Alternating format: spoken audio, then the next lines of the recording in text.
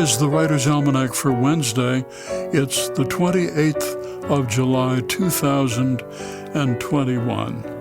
It's the birthday of Beatrix Potter, born in London, 1866, who gave us Peter Rabbit and also Squirrel Nutkin and Benjamin Bunny and Jemima Puddle Duck. It's the birthday of the Catholic priest and poet who, while serving in rural Wales, wrote, "The world is charged with the grandeur of God. It will flame out like shining from shook foil. It gathers to a greatness like the ooze of oil crushed." Gerard Manley Hopkins, born in Stratford, England in 1844. It's the birthday of the philosopher Karl Popper of Vienna, 1902, who met Albert Einstein when he, Popper, was at the University of Vienna and was awestruck. He started thinking about the way Einstein's theories worked and realized that what made them legitimate scientific theories was that they were concrete enough that it would have been possible to prove that they were false. Whereas many theorists like Marx and Freud presented theories that were impossible to actually prove were not true. So Popper wrote The Logic of Scientific Discovery, arguing that the closest a scientist can get to proving the truth is by failing to find evidence that it is false. Karl Popper, who said it is impossible to speak in such a way that you cannot be misunderstood. It's the birthday of the children's author and illustrator Natalie Babbitt, born Dayton, Ohio, 1932, grew up during the Depression. Family moved from town to town in Ohio. She loved reading fairy tales and myths.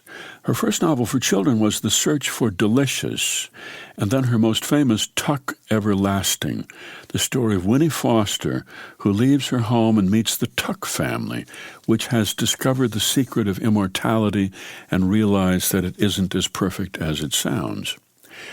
It's the birthday of Alice Duer Miller, born New York City, 1874, who in 1940 published The White Cliffs, a novel about an American girl goes on vacation to London, falls in love with a young Englishman, they marry, he goes off to fight in the war and is killed. She has his son, she stays in England and raises him, and at the end of the book, England enters World War II. She's scared that her boy will be killed, but she wants him to go fight for the country he loves.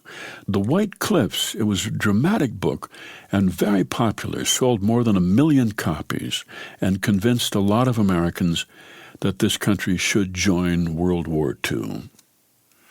Here's a poem for today by Kim Dower. It's Wednesday, not Thursday. Wake up thinking it's trash day, so I move the cans out to the front, even though it's pouring. Back in, make extra strong coffee, read the story in the paper about the 400-pound bear they captured in La Crescenta. He strolled down the mountain, lured by the scent of meatballs from Costco, made several trips, sensing the danger. But those of us who've had them can agree those meatballs from Costco are worth getting pierced by tranquilizer darts.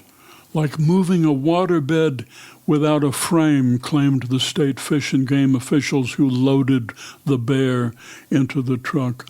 I hope a princess kisses him. He wakes up, human, marries, lives happily ever after in a home at the edge of a forest, where a bear will stray from the mountain, raid his garbage, and the ex-bear, father of 2, will keep buckets of chilled meatballs in every room of his sprawling ranch-style home. A poem by Kim Dower, It's Wednesday, Not Thursday, from Last Train to the Missing Planet, published by Red Hen Press and used by permission here on the Writer's Almanac. Be well, do good work, and keep in touch.